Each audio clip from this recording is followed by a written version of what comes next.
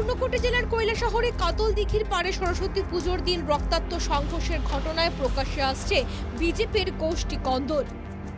পরিস্থিতি নিয়ন্ত্রণে আনতে পুলিশকে গুলি চালাতে হয় সেদিন।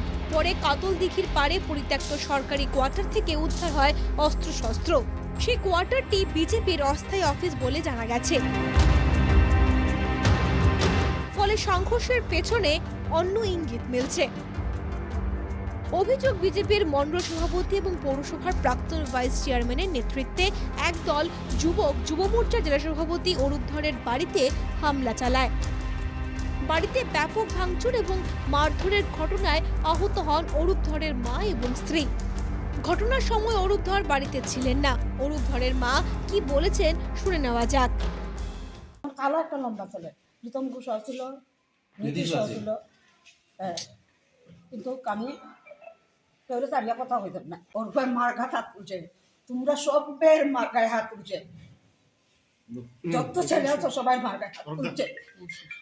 আমার বোর গায়ে হাত তুলছে, আমি কোনো সময় মার খেতাম না। আমি সিপিএমও জানি না, কংগ্রেস জানি না, বিজেপি জানি না, কে জন্য আমি বিচার চাই।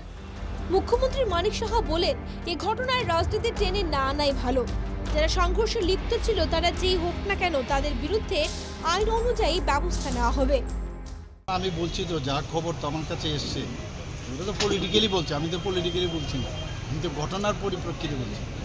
আর এখানে মধ্যে রাজনীতি না নিয়ে আসাই ভালো। এটা ঘটনা ঘটেছে, যেই করে থাকুক সেইভাবে তাকে আমরা আইনের যে শাসন, সেই আইনের শাসন নিয়ে। তবে বিরোধী দলনেতা তথা সিপিআইএম এর রাজ্য সম্পাদক জিতেন্দ্র চৌধুরীর অভিযোগ, লুটের বখরা নিয়ে কাড়াকাড়ি, তাই নিয়েই এই লড়াই। কি বলেছেন বিরোধী দলনেতা শুনে নেওয়া যাক। কৈলাসহরে ঘটনাটা হলো, এর আগে কুমারঘাটে হয়েছে, ওই সোনামরা হয়েছে, উদয়পুরে হয়েছে, তারপর এই বিশালগড়ে হয়েছে, মোহনপুরে হয়েছে, অহরহ সর্বত্র এটা লুটের বখরা নিয়ে কাড়াকাড়ি। ঘটনার পর পুলিশ স্বপ্রণোদিতভাবে মামলা রুজু করে তদন্ত শুরু করলেও এখনো গ্রেফতারের খবর নেই। ফলে পুলিশের ভূমিকা নিয়েও প্রশ্ন উঠতে শুরু করেছে।